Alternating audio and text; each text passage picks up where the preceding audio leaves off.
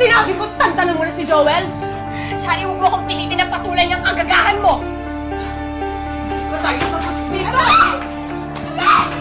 Ha? Bakit? Ha? Akala mo maagaw mo si Joel sa akin? Sa tingin mo ba talaga magagawa ko yun?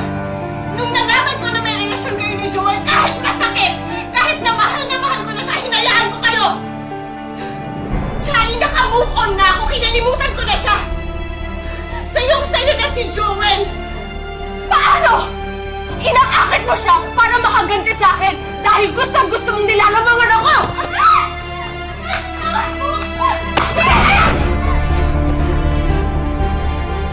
Shari, sumusobra na kaya! Ikaw yung sumusobra na! Sobrang landi mo dahil nakita mo yung ginawa ninyo! Hindi ko siya nilalandi! Kayo ang lumalapit sa akin! Umiiwas na nga ako! Talaga? Shari! Ate Grace! Ano bang nangyayari dito? Grace! Wala ka talagang konsiderasyon! Sasaktan mo kapatid mo! Wala kang awa! Sige! Sige, magkampihan kayo! Ipagtanggol mo na naman yung anak mo! Shari, huwag mo silang dinadamay sa galit mo! Walang-wala ka na sa lugar! Ate! Tignan mo ang ginagawa mo kay Ate Grace! Wala siyang kalaban-laban sa'yo!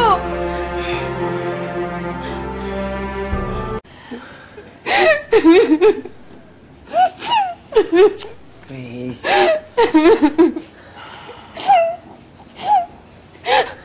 Akala lang niya na hinalikan ko si Joel, pero hindi.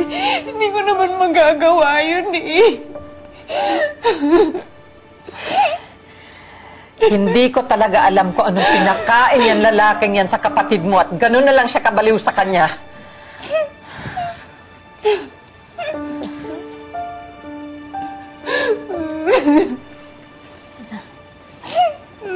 Ate, tahan na. Ito po, baso po ng tubig. May masakit ba sa'yo? Ginagawa ko ang lahat para magkasundo na kami ni Shari. Tinalikuran ko na si Joel para sa kanya. Umiiwas na ako para wala ng gulo, pero ganito pa rin ang nangyari.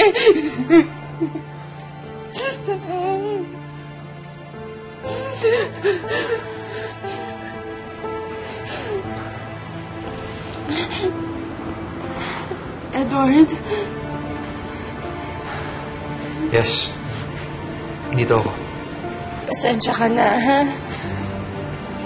Hindi mo na dapat nakita yung gulong yun. Hindi ka na dapat nadamay.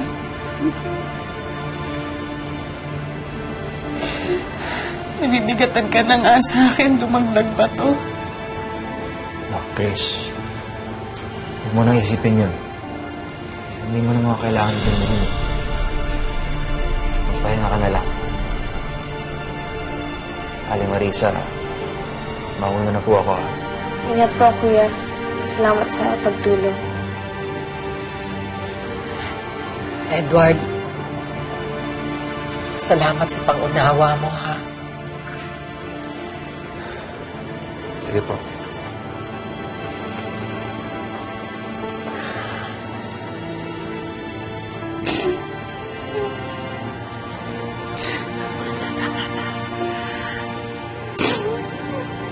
Tahan na, ate. Inom po kayo.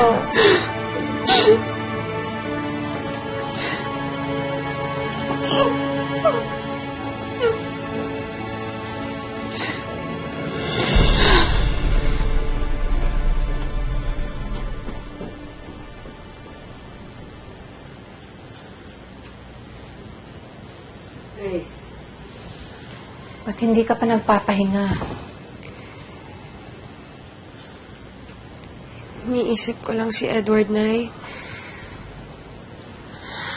Bagong-bago pa lang namin ang dami ng problema. Hindi pa ako nakakabangon sa nangyari sa akin. Hindi ko alam kung matatanggap ako ng mga magulang niya. Nahihirapan na din siya, alam ko. Tapos dumagdag pa si Shari at si Joel.